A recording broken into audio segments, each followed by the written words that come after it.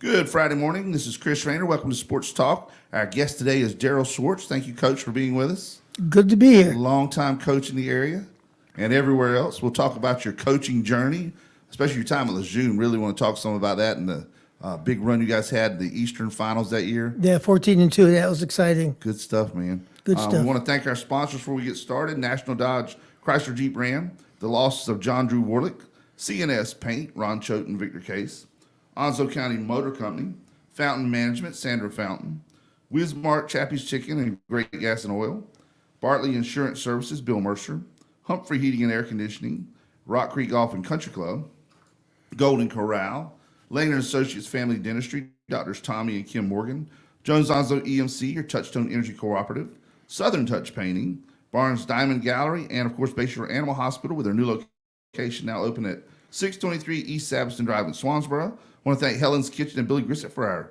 cheeseburgers we had today. Cheeseburgers in paradise. I'm sure that's copyrighted, but I don't care.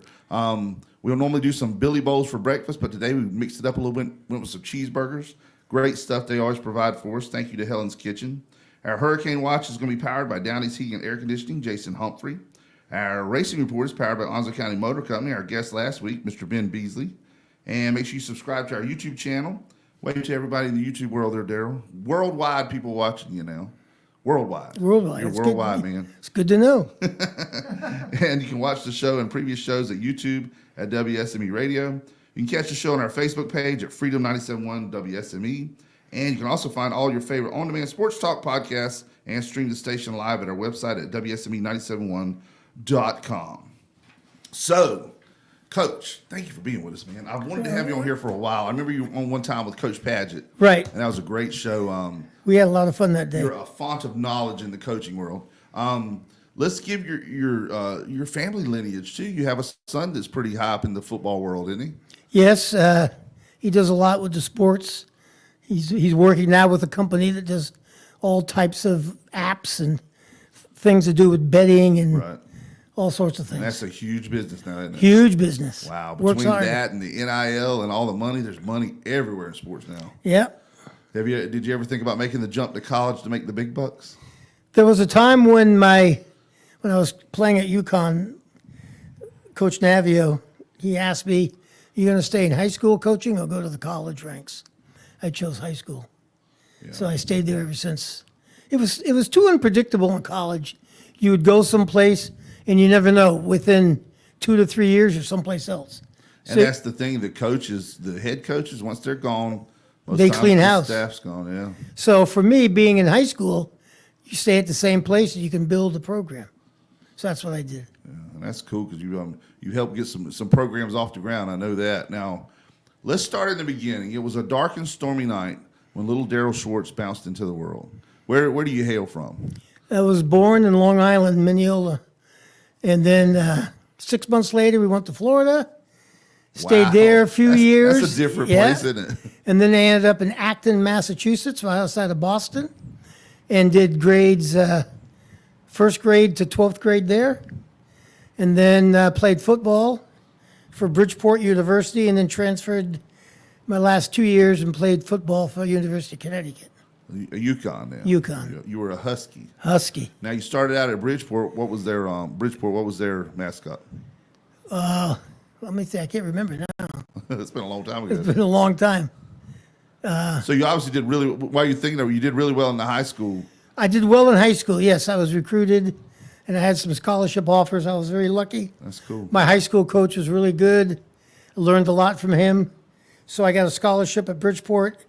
And after 2 years, they folded the program so that we could transfer out without being redshirted. Nowadays, of course, all you got to do is say, "I want to transfer." Now it's a and little you just different, yeah. transfer. But back then, you had to be redshirted a year or sit out a year. Right. To So transfer. they canceled the program so we could transfer without being redshirted. And I ended up at UConn playing there. So was Bridgeport a 4-year university? It was 4 years. Okay. And in high school, what kind of was football the only thing you played in high school? Or did you play No, I some other ran. sports? We didn't have wrestling in high school. We had winter and spring tracks. I played football, winter and spring track. And where was that at? Acton, Massachusetts. In Massachusetts, Right. you had winter track. Right. It was Wow, tough. I imagine. But we didn't. Well, our meets were indoors at Wayland, Mass. Okay. They had an indoor site, So you did have an indoor facility. It's but we funny had to because practice outside. Some of the local high schools, we have an indoor track season. You've been at Lejeune, you know Right, what I'm talking right. about. They say indoor track season, but there's no indoor track. Right. It's just winter track. That's right. But we had an indoor track. Yeah, cold track. Oh, it was tough. I remember running in the snow a long time ago. Well, it made Rocky very tough in the Yeah, movie, running through the snow. That's what we did. You didn't have a choice, though. What was your events in track that you did? I did mainly the 400 my junior and senior year, and the 100. You could do 2 events, not like you can here. So you would do the 100 meters too? Well, it was 100 yards back then. Oh, yeah. So you had that much speed. I was okay. I wasn't the best. Let me see. I ran a 100-yard dash. I ran a 10.2, which would be like 11.2.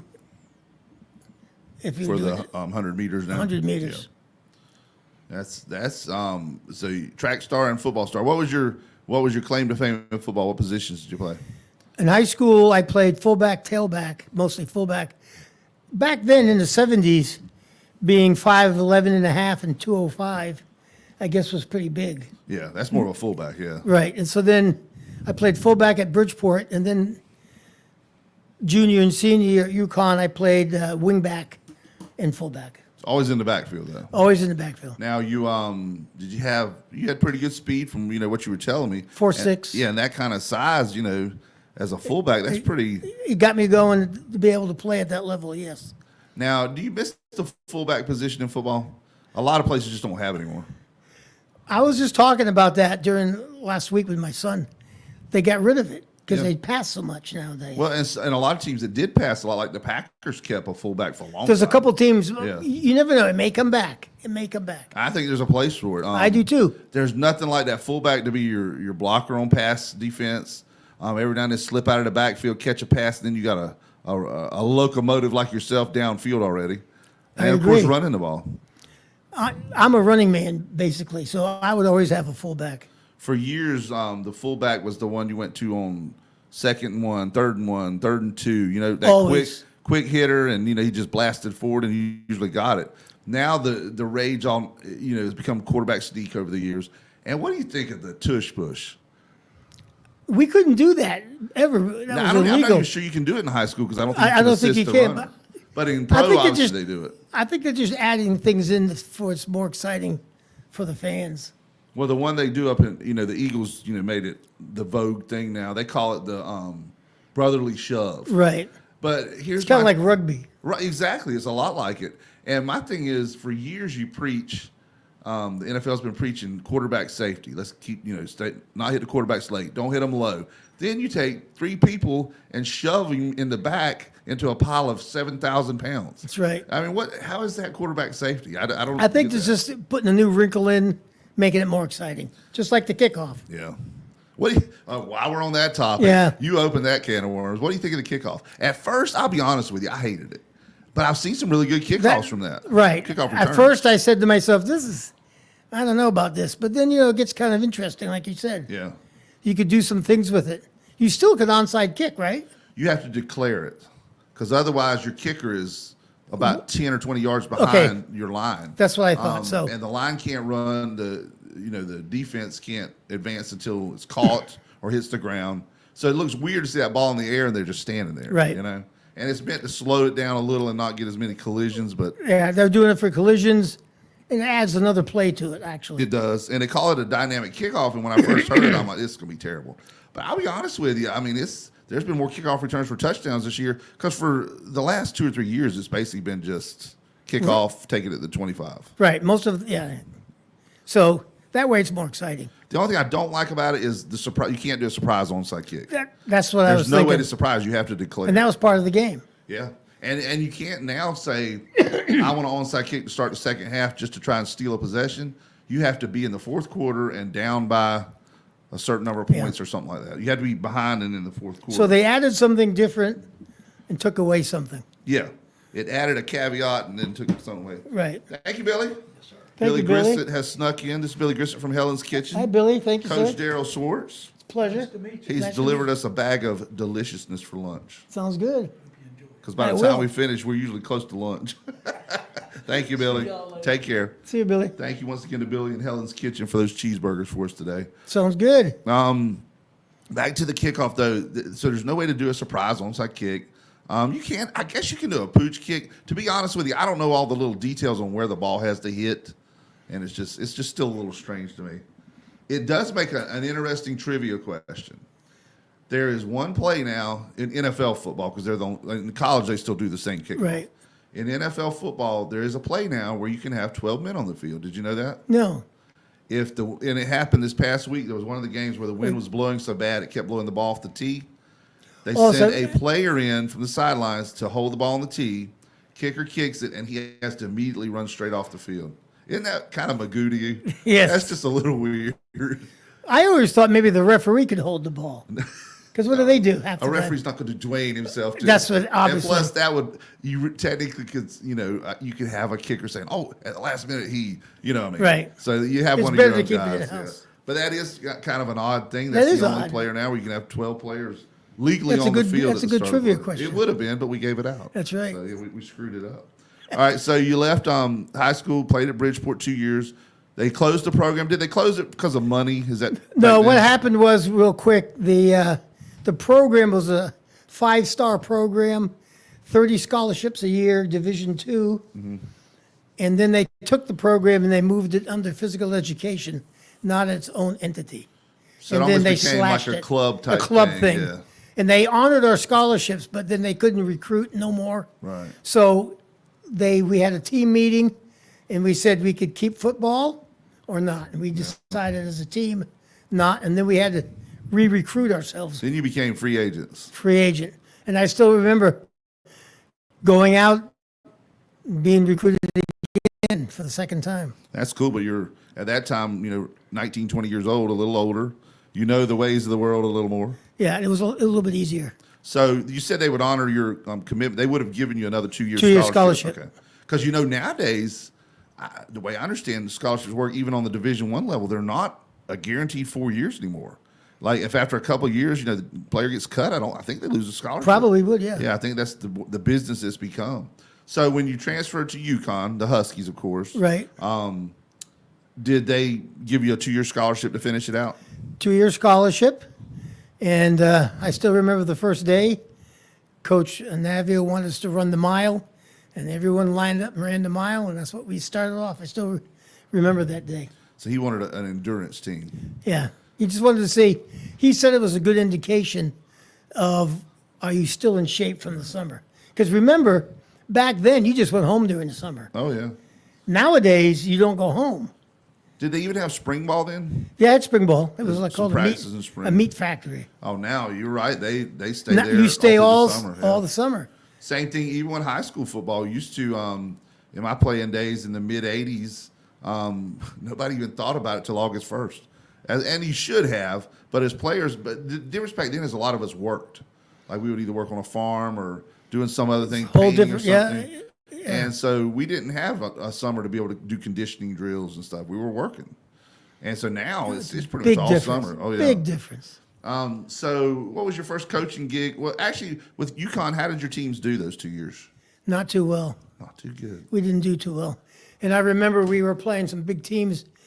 Probably the most disappointing is we flew down to play Navy, but we weren't ready for the heat. Ooh. It was a shellacking. We got beat 55-0. They're at Annapolis? Oh, yeah. First of all, going in there and seeing the big stadium, bigger than UConn Stadium. Oh, yeah. Now UConn's a little bit different. But back then it didn't have the facilities that other places had. And I remember the heat just killed us. Well, I'm trying to, you were talking about the bigger stadiums. College football maybe is suffering right now. Have you noticed some of these games like used to, even when you had a Tuesday or Wednesday night game, like the MAC does it a lot. Some of the conferences will have the games on where they can be showcased Right. on ESPN. You see a sold out stadium. Now, man, there was a game on last night. You're lucky if they were 25% full.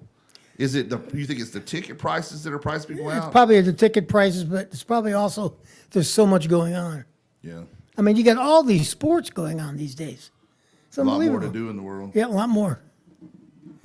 It's pretty interesting. And then, too, I mean, I think some of these schools, like, I'm a Carolina fan. Don't hold that against me. No, I am too. I'm a Tar Heel fan. We go to about 3 games a year, and I've noticed the ticket prices are getting higher and higher, and they're throwing some of that NIL money in there to pay the players now, and it's just It's too much. Do you think they're killing college football for somebody who's been there and played it? All I know is all my friends, when they go, it's a lot of money, an awful lot of money. The tickets, the food, it's just way out there. You gotta save up a whole bunch. You just can't go with your family. Imagine going with your family. Yeah. I mean, Well, if you we go do, by but yourself, but to start with, it was the 4 of us, but now the kids are grown, so me and the wife go, and it's still a lot. yeah. Luckily now mine are at the level where they pay for their own tickets. Not the wife, of course. I will pay for my wife, but the kids would pay. But I can see what you're saying. Say you got a family of just 4, and you try to go to one Carolina game. You're looking at just $280 just for tickets. It's look. You're talking about my son Brent. He lives in Charlestown, and he'd rather watch the game on TV. It's just so much money. I say, you're going to go to the games. He's 40 minutes from Gillette Stadium, right? Yeah. You're going to go to the game. He's 2 miles from the Garden. Nah, it's too much. Too much money. Too much money. It's better to go to a bar with all your friends and other people. Because I was up there when there was a hockey game. I was visiting last year. Everyone gets in. I mean, it's just amazing the amount of people. It's a city, but when you're not used to a big city and you go there, everyone has the jersey on. Yeah. There are people everywhere having fun, Oh, all packed in. all packed in. It's like that's more fun than going to the game, I guess. And the traffic leaving is phenomenal. All right, we're going to come back. I want to talk more about your college experience and then transition to your high school coaching experience. That little red light means that the Carolina Hurricanes just scored a goal. Really? So we're going to take a break. Yeah. Sounds We'll good. be right back on Sports Talk.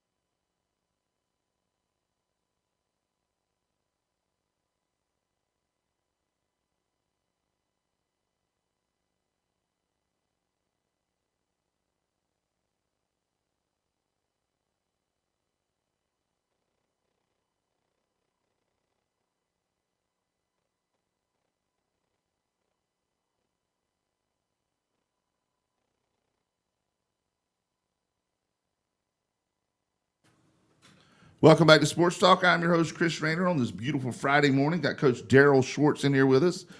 Coach Schwartz, of course, coached at Lejeune High School that we all know of here, but we're getting ready to dig into his coaching career. He played football at UConn, was a running back, fullback, flanker back, tailback, any kind of back. Did you get to throw any passes? Ever have any No, we did not do halfback that. option or anything? Halfback option, but I didn't throw. You didn't actually throw it? They would throw it to me. Okay. Quarterback would fake here, go there, and I would sweep out to the left. They or never right. really mixed it up though and let you do the fullback pass though? No. Okay. They didn't trust me enough. Usually in the older formations like that, you weren't far enough back to be able to get the pitch to get wide. Oh yeah, and do we were the like, throw, by junior year we did the wing T, and I was one of the backs. yeah. And my senior year, they made a coaching change, and the offensive coordinator went to the power I, and they moved me from wing back to fullback. You were straight up blocker most. Right. Then I blocked for, actually, if you may know the name, Nick Giaquinto. I blocked for him for 4 years. Didn't he end up playing for the Eagles? No, he played for Miami and Washington. Okay, I was thinking of a different one, but I Yeah. remember the name. Yeah. And he was a good friend of mine. We roomed together at camp, and we're still good friends. Did he ever hook you up to come see him play in the pros and stuff? I went to visit him in Miami one time, and we went out with a bunch of Miami Dolphin football players, which was kind of fun because they thought I was a Dolphin player. Oh yeah, you were. But I was. The size, I'm sure. I was 22 at that time, 23. And that was back when they were in the Orange Bowl playing. Well, David Woodley was the quarterback. Wow. So that was right after Marino, then, right? Yeah. Or And I before remember Marino. we were playing some game at this restaurant, and me and Nick beat David Woodley in the game with his partner, Really? and he had a fit. I bet that was cool to hang out with him, wasn't it? Yeah, I remember that. With the bigwigs, yeah. Now, what year did you leave, or did you graduate from Connecticut? I graduated in 77, so I played 75, 76. Okay, so Woodley was before Marino. Right. Yeah, okay. I was trying to get, he was between Bob Greasy and Marino, roughly in that area there. So great Dolphin teams, but that was cool that you got to hang out with That him was like great. I still remember that, yeah. So you leave, you get done with your playing days at UConn. Was there ever any hopes of going any further, semi-pro or anything?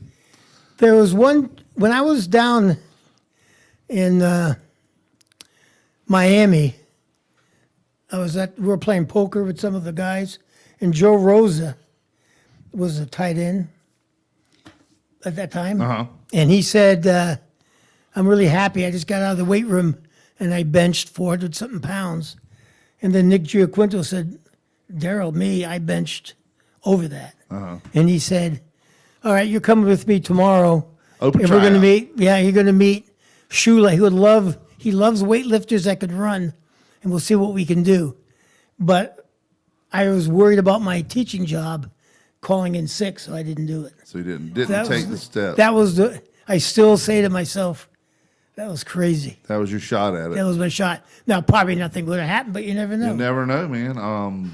You never know. I mean, you had Kurt Warner bagging groceries, and of course, he was I know. quarterback. But then, a year later, he's in the Super Bowl.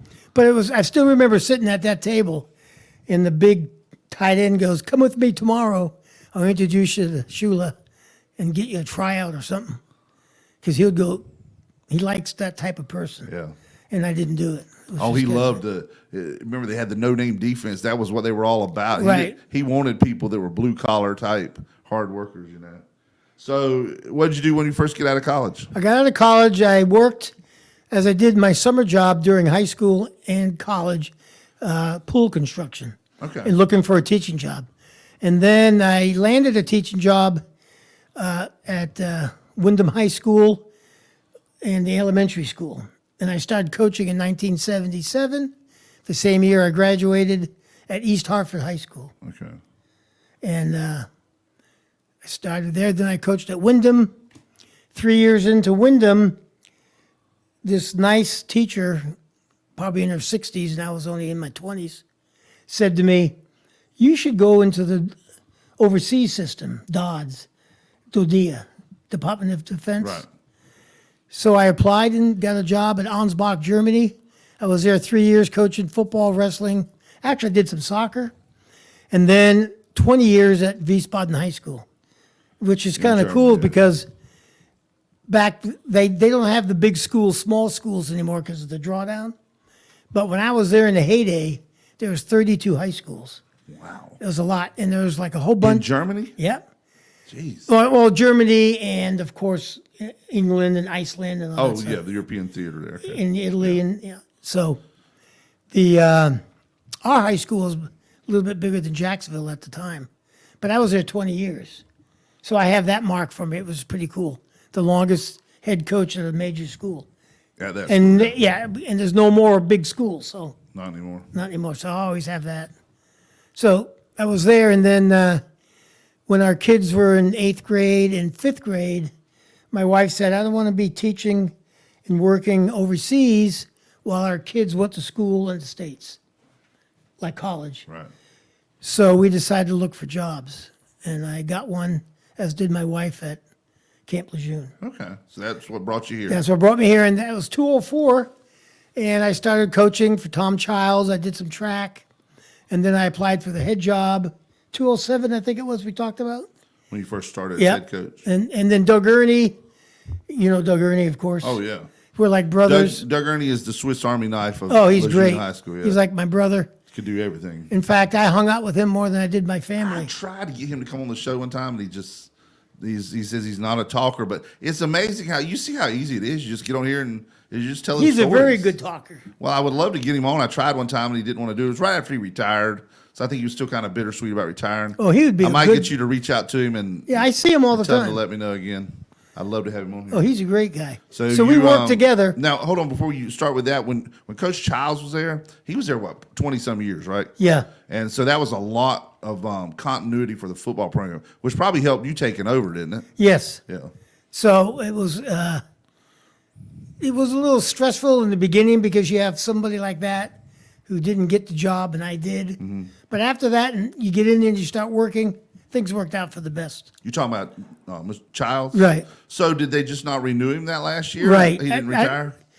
I really don't remember the circumstances, but the principal said, I want people to apply for the job. And so I did, as well as other people, and I got it. Now, we talked off air before when we first got here and we were setting up. Is it true that you don't really know until August 1st if you're going to be the coach or not? Technically, by law, you don't know. Wow, that's all. That's kinda different. Amazing. And you know how football, you know what a big day for a football season is August 1st.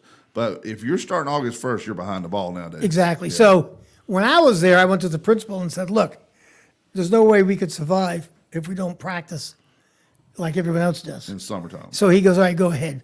And that gave me the umbrella of liability and insurance and all that stuff. So that's what you have to do. But if your principal is not in tune to sports, doesn't understand it, So you had a good principal that worked with you. and yeah, stuff. he mainly let us do what we wanted to do. The only thing that I could fault Lejeune on compared to overseas, and it could be the nature of it, because overseas, you're in a foreign country and you hang with your community and the military community closely. Right. Here, we kind of didn't ask for help. I asked for help with the military, but it was kind of shunned upon. It's a different attitude. Well, and I've lived here all my life. I know that it's kind of changed. Not as many live on base as they used to.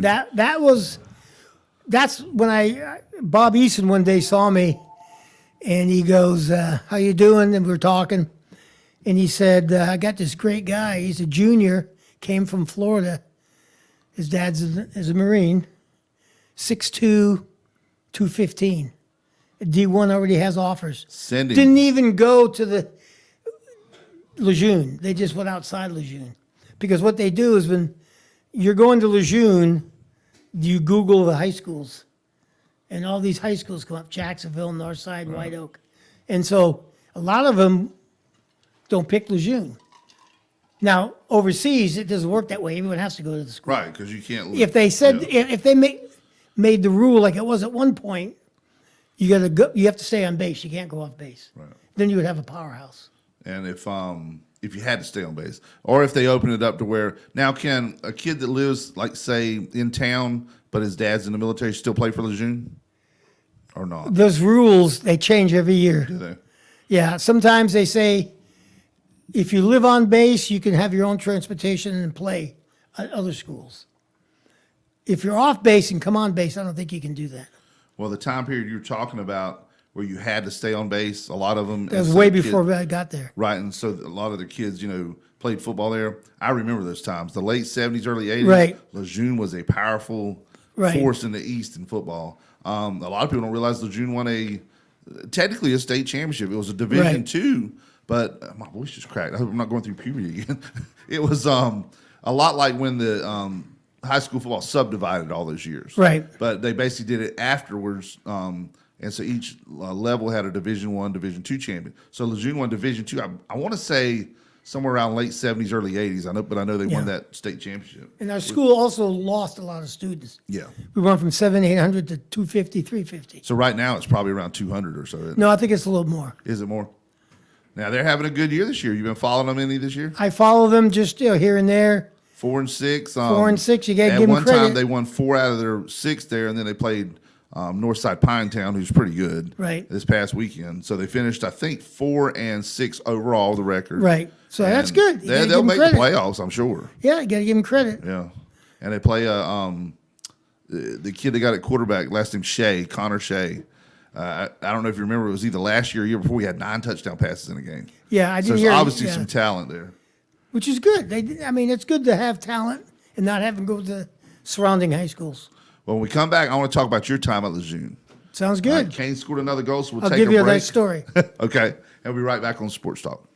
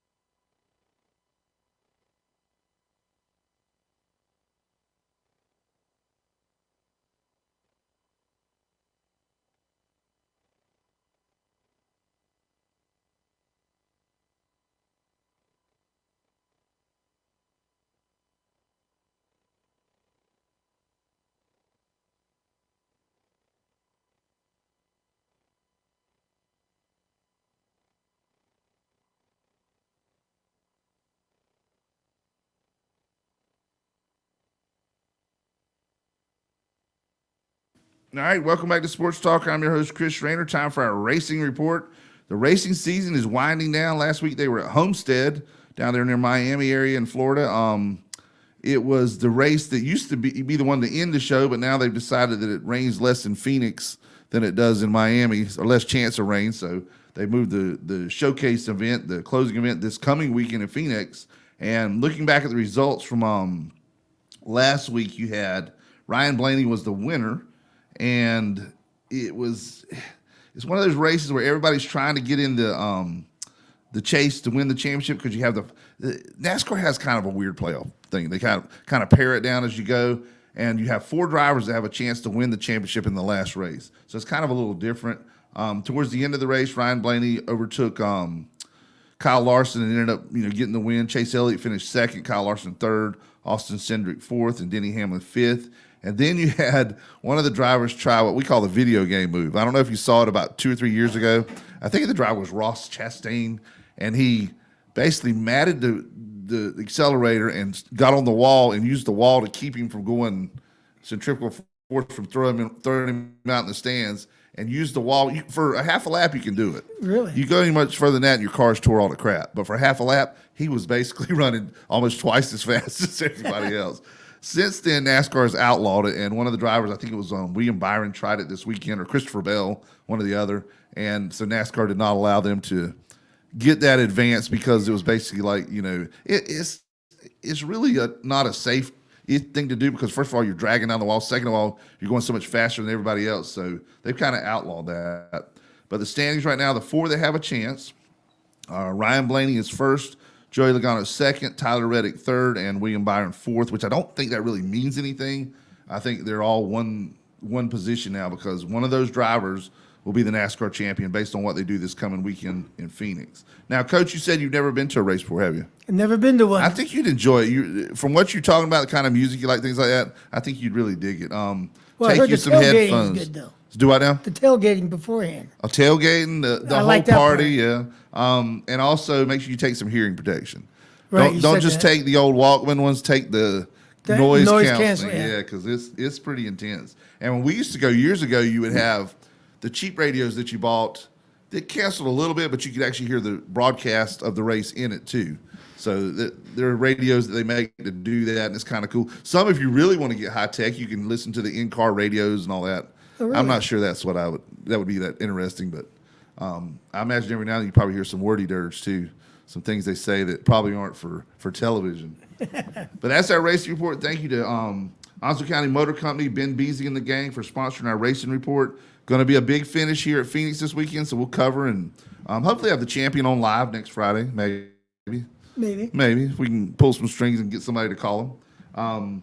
We were talking off the air because Hollywood's from the Bristol area in Tennessee, went to a lot of races there.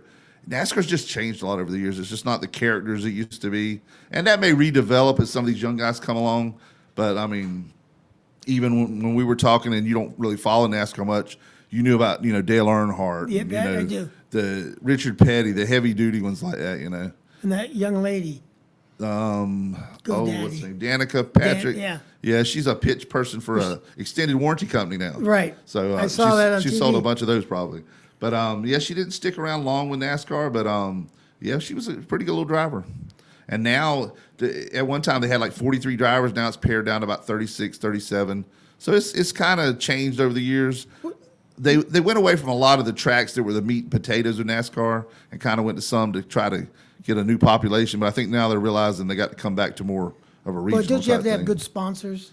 Oh yeah, It's a lot of money. they sponsor everything in NASCAR. Right. You can have your you see a golfer with one little thing on it. NASCAR's got 50 'Cause it's so expensive, Everything's sponsored, and that does help pay for, I'm sure, a lot of the prizes and stuff. But once again, thank you, Onslow County Motor Company, for sponsoring our racing report. We're gonna take our last break. When we come back, we're gonna talk about your days at Lejeune. Sounds good. All right, be right back.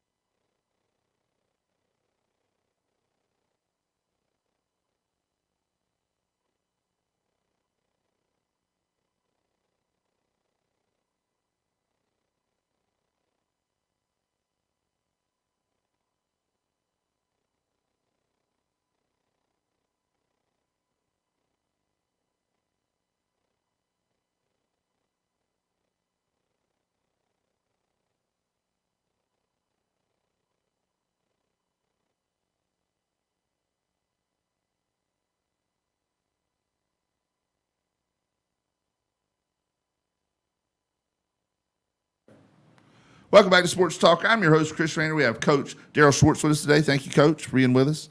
We're going to our Hurricanes watch. You said you've been to a hockey game years ago.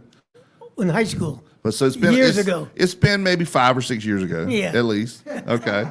So we want to get you to a Canes game one day. I think you'll enjoy the new hockey. It's pretty fast paced. It's That's wide what I hear. open, Fast yeah. paced, which I like. And as we were talking before, it and NASCAR are very similar in that if you haven't been to one, it's so much different being there as opposed to just watching it on TV. So both of those are very similar in that thing. We were talking about the Hurricanes, how well they've done lately, 6 or 7 in a row. They the Hurricanes play at PNC Arena. Well, actually, I'm sorry, it's Lenovo Center now or something up in Raleigh. You know, right there by Carter Finley it's Football not that Stadium. far away. Yeah, and they share grounds with NC State and the fairgrounds. So that every year there's a 2-week period where the Hurricanes have to get out of town because the state fair is going on. So they can't do it all at one time. So they did their Canadian sweep and their Northeastern sweep. Up in the Northeast, they beat your Bruins. Yeah. I know you. So you never got to see the Bruins at the Garden? No. Oh, that'd be awesome. For someone from up your area, that'd be pretty sweet, wouldn't it? When I visited my son, that was a Bruins game, and like I said earlier, everyone had a Bruins shirt on. Yeah. Tons of people. Oh yeah. Tons. They have a huge fan base, great following too, and a lot of times when they play here, you'll see a lot more in the stands, people that sell their tickets and stuff. So the Hurricanes have continued their mastery of the Northeast. They beat the Capitals 4-2. Beat the Flyers. Philadelphia logo threw me a minute. Flyers 6-4. They actually beat the Bruins by a touchdown, 8-2. Wow. Bruins are a little down this year, but I think they'll come on towards the end of the year. So the Canes are doing really well. Make sure you go check them out at up there in Raleigh and support your local team. They're the only North Carolina pro sports team to win a world title. I mean, the Panthers have been twice, of course, lost to your Patriots. Right. When our guy kicked it out of bounds. And that was kind of the beginning of the Tom Brady mystique, too, that game-winning drive, for the field goal to win it. Then, of course, the Panthers lost to Denver in the Super Bowl where that was a bad one. Yeah. I thought they had it, and there was a couple calls went against them, and that wasn't the only thing. But as a coach, momentum is fickle. Oh, God. If it starts going against you, you're in trouble. It's hard to start momentum. Well, before we talk more about your coaching career here at Lejeune, we want to do This Day in Sports. All this stuff happened on November 8th at one time or another. We're just going to take turns reading them. There's not a whole lot today, so it'll go pretty quick. First one on November 8th in 1951, the New York Yankees catcher Yogi Berra. You talk about an iconic baseball name. Yogi Berra wins the first of his 3 MVP awards. And Hollywood, do you want to get the second one, or do you want me to get Coach to get it? I got it, buddy. All right. Let's do it. Number 2, 1961, Whitey Ford is voted Cy Young Award winner over Warren Spahn. Yeah. 2 more iconic names. And here's another one that you got, Coach. Baseball's all over this one. Yeah, number 3, 1966, Frank Robinson, Baltimore Orioles outfielder, selected as AL MVP. First player to win the MVP in both leagues. We had Denny McClain call in on the show one time. Really? You remember him from the Detroit Tigers? Right. As best we can tell, he's the last. He is the last 30-game winner as of now, and in my opinion, probably be the last one ever because I don't see pitchers nowadays getting 30 wins. No. Not the way they pitch them anymore. In 1966, President Lyndon B. Johnson signs antitrust immunity to the AFL-NFL merger. I think you missed one there, buddy. I did? I'll No, do he that did one. Frank Robinson. Oh, I did? Yeah. Yeah. Okay, I'm sorry. That's all right. I'm a little. That's all right. You got I'm number distracted. 5 there. I'm distracted. All right. Number 5, 1970, the 5th Rugby League World Cup. We don't do much rugby, but I'll have to do this one. That's a great sport. 1970, the 5th Rugby League World Cup. Australia beats Great Britain 12-7. And we talked about that before, about helmets and concussions and all that. Do you think it would limit concussions if you took away helmets? I mean, because nobody's going to leave with their head when they're, That's right. we talk about rugby, and rugby has far less concussions than Well, football rugby, does. the main thing about rugby is that it's a gentleman's game. You're not supposed to try to kill people like American True. football. Okay. So when I played rugby as an American, I just wanted to tackle people and Yeah. hurt them. Do what you've done with football gear Right, on. but you're not and that's the supposed to thing, have you give that. a football player a lethal weapon on top of his head. Yeah, so. All right, you got the next one, number 6 there. 1990, Darryl Strawberry signs 5-year contract with the LA Dodgers. I'll always remember him as a Met, though. That's just the way I remembered him. I know. Didn't Chad Fonville play for them too? He did. Chad Fowler He's a played good for the friend. Dodgers, yeah. Dodgers, yeah. Coaches over at I guess he's still coaching at White Oak baseball. I think isn't so. he? Yeah. All right. In 1991, Paul Coffey sets the NFL defenseman scoring mark with his 311th goal as a defenseman. 1992, Nigel Mansell and a Williams crashes. I'm sorry. A Williams was a car. I'm sorry. I'm not educated in that area. 1992, Nigel Mansell and a Williams crashes during the season-ending Australians Grand Prix in Adelaide, but wins his first Formula One World Drivers' Championship by 52 points. Mansell won record 9 Grand Prix during the season. I made it through that, man. I can't believe it. You see, I gotta say this, Coach, because people have heard it before, but Coach hadn't heard it. You see the way Grand Prix is spelled. We had a dispatcher one night when I worked in law enforcement.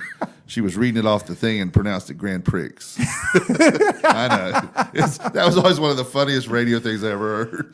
That's funny. And that's the what I used to like about NASCAR. If you had a dominant season, won 7 or 10 races, you were the champion. Yeah. Nowadays, the way they have it set up, you can win all those races. If you don't make the playoff at the end, like you have one bad race in the playoff, you're done.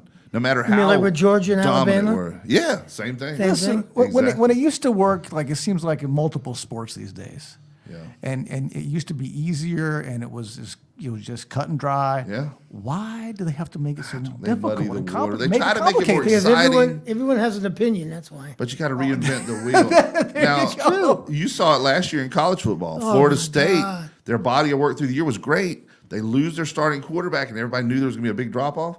So undefeated 12-0, they don't even make the playoff. Unbelievable. That was nuts, wasn't it? It was nuts. And now this year they're going to 12, so it'll roughly rectify There'll that. be some controversy. There'll be the number 13 team will be upset they didn't make it. All right, in 1994, the Cleveland Cavaliers. Oh, I'm sorry, you had that last one. Yeah. All right, this one's yours, Coach. All right, number 9, 1994. Cleveland Cavaliers' first game at Grand Arena. Lose to The Houston Rockets. Houston Rockets, 100-98.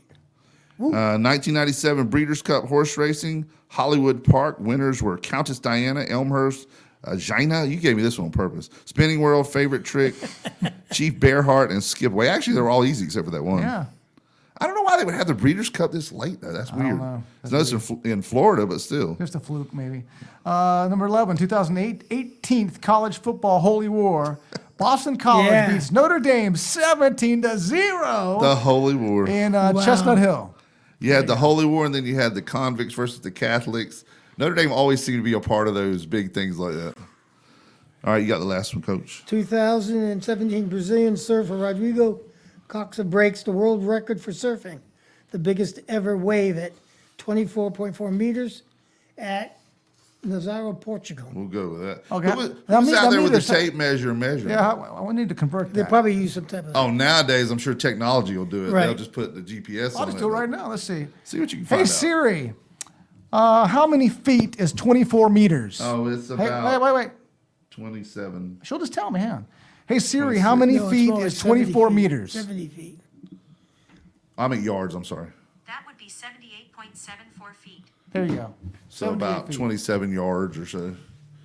All right, Coach, let's finish this show talking about your days at Lejeune. You came in, you started coaching. What was your first couple of years like? And what year was it you took them to the Eastern Finals? 2014. So you had a couple of years building the program, getting it Yeah, called back up a Doug little. Green and I worked really hard together, and I still remember that. We still talk about that when we get together every once in a while. Uh-huh. We talk about that first day. We had practice at, I think it was 6 a.m., and it was 5:40 a.m., and there was no one there. So we looked at each other. We said, well, this will be a quick season. Yeah, And then all of a sudden, 45 people showed up. at 6. Yeah. At least Well, they weren't late. They weren't late. No, they showed up like 5 or 6. And then we worked hard for a few years. And then the year that we did really well, Doug Ernie decided to not coach anymore with me. He didn't coach football that year. But I had a great staff. So Doug was the problem. Is that what you're saying? No, Doug I was knew great. I knew what you meant. Doug was great. Yeah, Doug was awesome. He did everything out there. Well, we did well.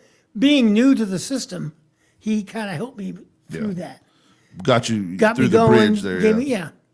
So and then we were together all the time. It was like so much fun. Well, you had a Swiss Army knife of your own there called DeCenzo. Was it Steven DeCenzo? Yeah. Was he a senior that year? Yep. I remember him because he had the hair coming out the helmet. He was a dynamite player, wasn't he? He was great. And we were talking off air about the fullbacks. Uh-huh. I used him just what you said. He blocked, and I would run the tailback. So what people did was, all we have to do is follow the fullback. Uh-huh. Where the fullback goes, he's going to block for the tailback. Yeah, but he rushed a lot himself too, didn't right. he? Yeah. So what I did was, my tailback would go right, and the quarterback would step right, and then give the ball left to DeCenzo. A little counter action. Just a quick. And you're killing him with it, Kill weren't him, you? kill it. And you just do it every once in a while. Did you ever used to run the inside handoff the inside reverse, like the double handoff? You know what I'm talking about, where you hand it off to the one and he gets the other one crossing over? Yeah, we call that a cross buck. Yeah, we Yeah. did that a lot. We did it with regular blocking, and we did it with trap blocking. Now, do you remember how many yards DeCenzo had that year? It was a No, bunch. I can't remember. It was a lot. Now, I'm getting ready to pull up the season. I'm going to share a website to you after we leave here that'll show you some of your all-time records when you were there. So you started in 7, and let's see, what was that, 14? Actually, 13 was the year you went 13-2, according to this. Does that sound about right? Could be, yeah. Because 14 would have been the end of the yeah, year. that's what I'm saying. That's Okay, it is. yeah. So 13 was the football year. It looks like you started out that year. You lost to Swansboro 36-8. And that's when I made a major decision. That's good to be head coach at that point. Because we had so much talent. I was very lucky to have returning seniors for 3 years. You never get that at Lejeune. Yeah. But if you build a program, the parents don't leave. Because the parents sometimes will say, well, Lejeune is not going to win a game. We're going to go out to another high school. Right. I was lucky. I kept all those. DeCenzo was there 3 years. Jamas Richardson, and a lot of my linemen were all there. Cool. So that was really good. Didn't get transferred off somewhere. You know? Then you come back over Spring Creek 46-7, Lakewood 22-19, who always has a strong program. That was a big win for you early in the season. Right. It was a Lakewood program. Then Rosewood 42-12. You got Dixon 17-15. So you start. Dixon, I don't think was 1A then, were they? They were good. They were 2A though. And I remember that game because we won that game. It was really I still have it on YouTube, and every once in a while I watch it. And then at the end, when we won, the coach threw this clipboard over there. So he got a 30-yard penalty. At the end of the game. Yeah, I remember that. So you're still non-conference here because back then you only played like 5 conference games. Right. You had North Duplin. Now North Duplin, They a were team that's good. played and won national, state championships before. That was a 39-22 win. So then you get in the conference, which the Coastal Plains back then. That's why you played those tougher teams non-conference because you didn't have as much Right. in the Coastal Plains. You beat Jones 27-6, East Carteret 28-27. They were probably the daddy of the Right. conference with you guys in that year. Then Pamlico was really good. They were program. good. They were good back then too. They were yes. 8-0. You won. Southside Chocowinity was 53-14, huge win. Northside Pinetown, who's always been a good program, 27-14. So you get in the playoffs, and do you remember if you played home the first game or away? It was I think we played home. Northwest Plymouth- Halifax. Right. So they had a haul to come see you. And I remember that game, and being in shape can make you win football games. We all know that. But you could really see it in that game because the coach came up to me and he was sweating. And he said, God, it's humid out here. Yeah. And I went to my staff. So welcome to Eastern North Carolina. I know, but I went to that's right. But I went to my staff and I said, look, they're not ready for the heat.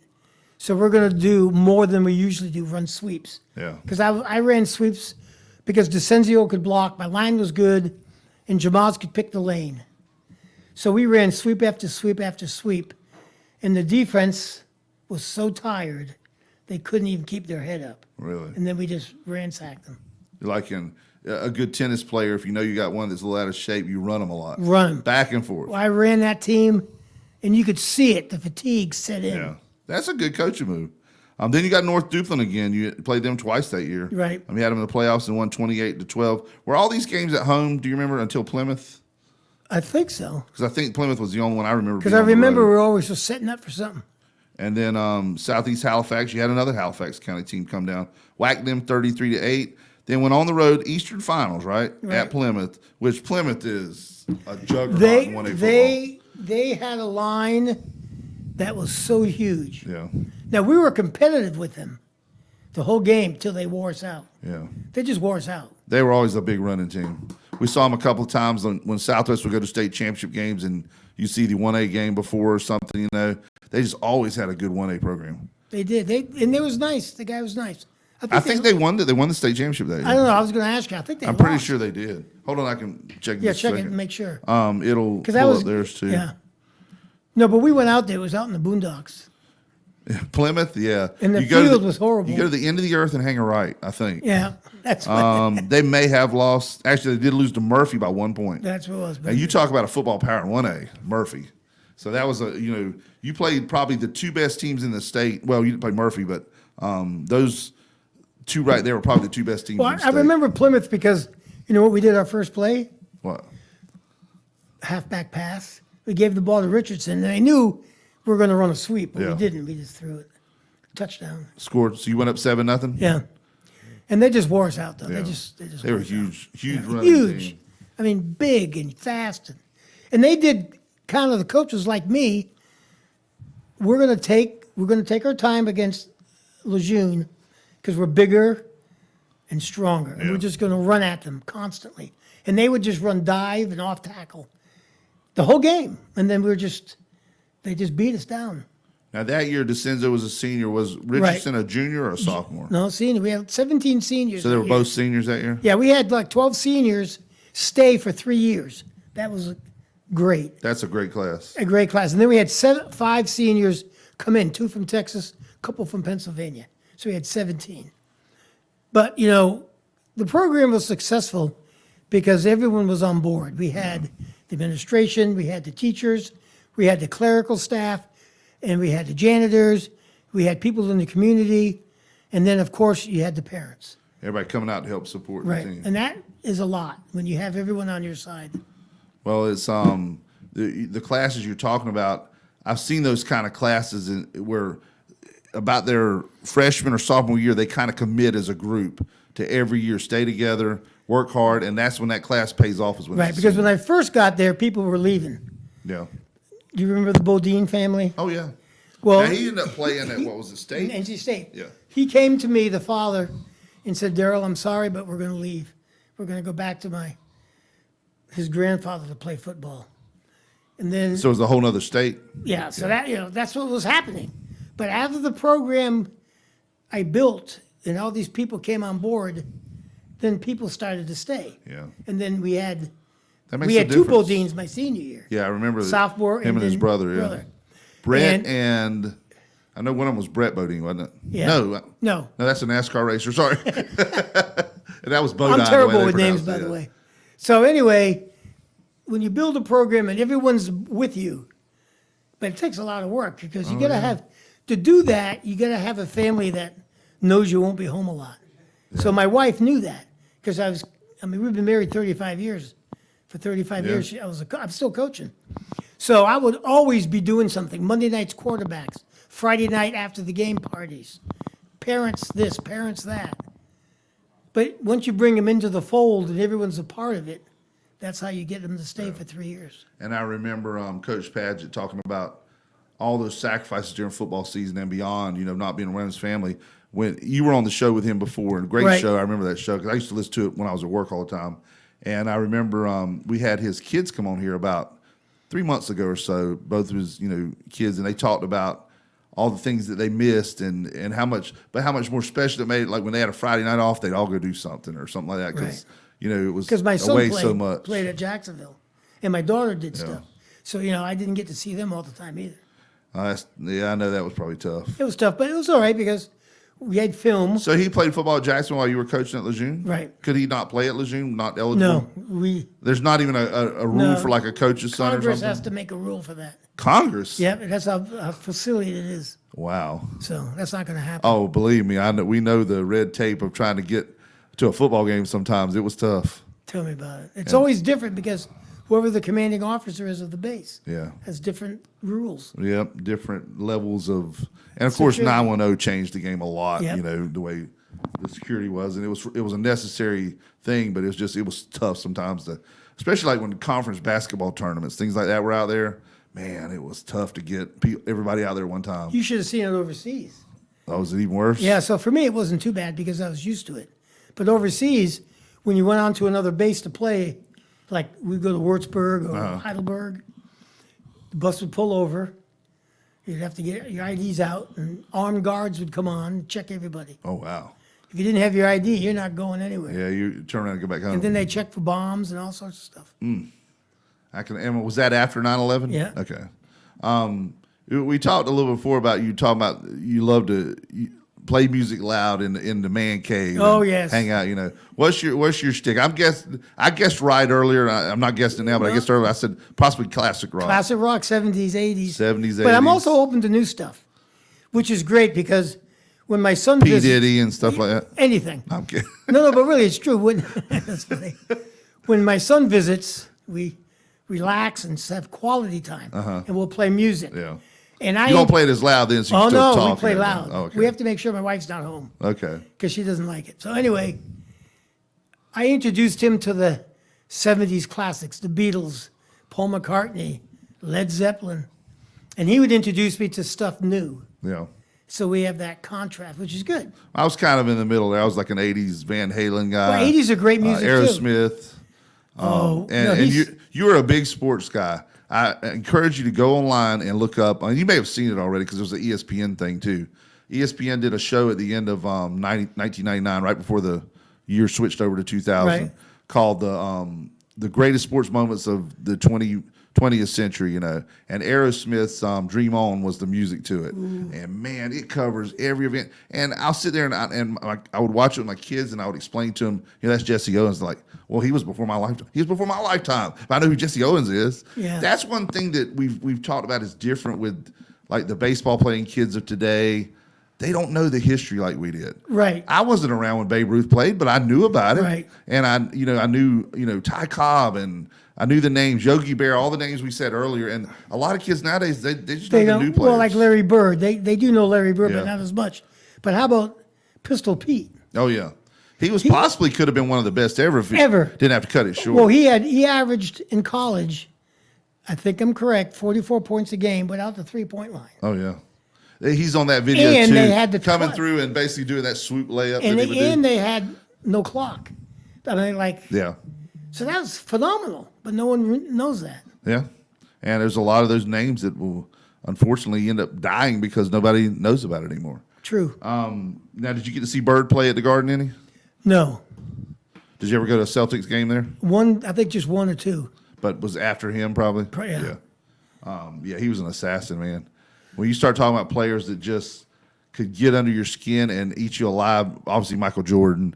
But Bird was a trash talker. A lot of people didn't know that. I was just going to tell He you was a that. phenomenal I trash saw talker. something on YouTube with him, a documentary. He was bad. And the bad thing is, he wouldn't just talk trash. He would tell you what he was going to do. And he did it. He said, look, when this ball's inbounded, there's 1.7 seconds left. I made a three-pointer from 30 feet out on the wing there, and there's not a whole lot you can do about it. And he went over and did it. He did. And he was just nasty. I mean, that whole I'm not a huge NBA fan now, but that whole era there, Bird and Magic obviously started it coming out of college when they did, and having the rivalry from college.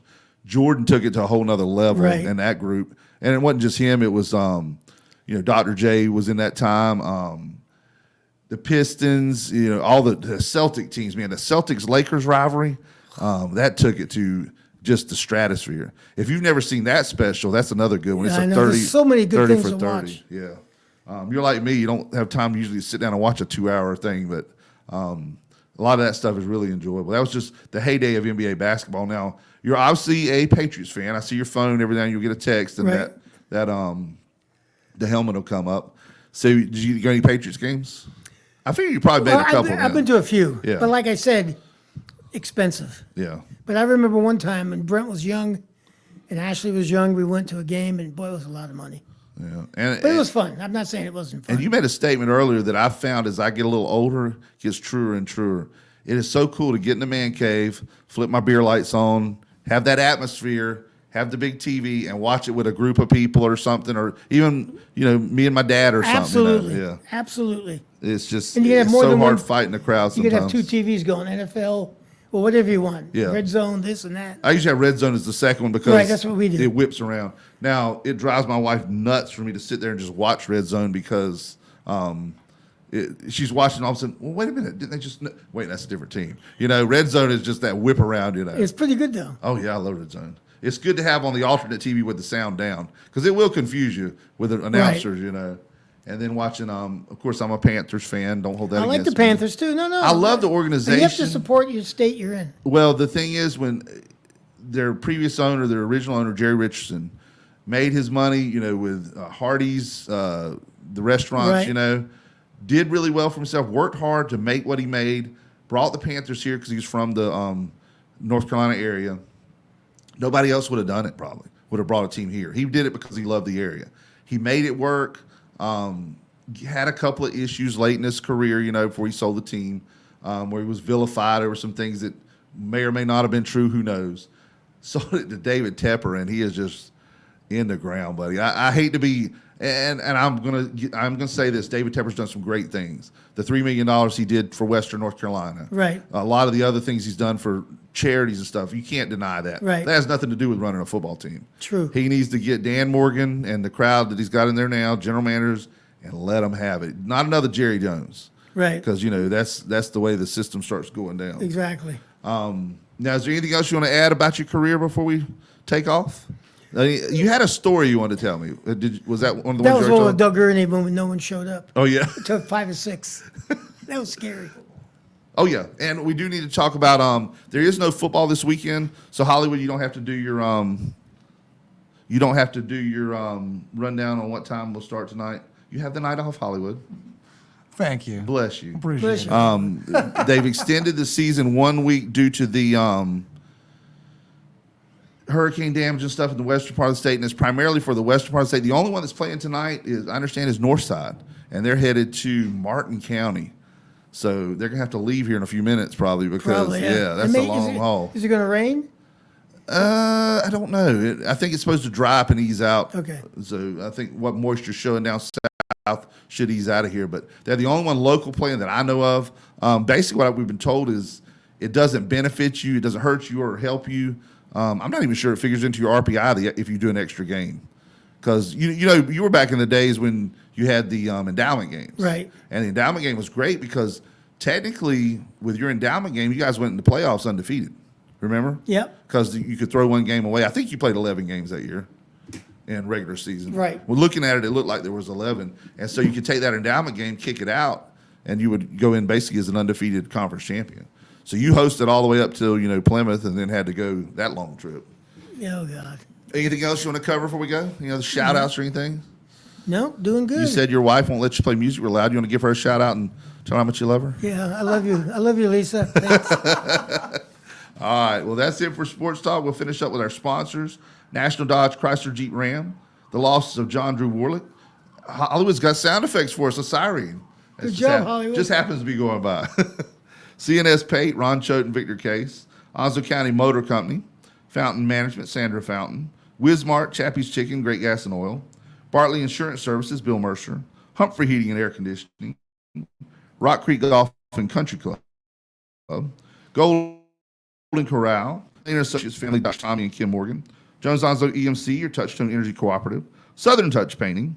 Barnes Diamond Gallery, and Bayshore Animal Hospital. I want to thank Helen's Kitchen and Billy Grissom for those cheeseburgers we're getting ready to dive into. It sounds good. They are good. And our Hurricane Watch is sponsored by Downey's Heating and Air Conditioning, Jason Humphrey.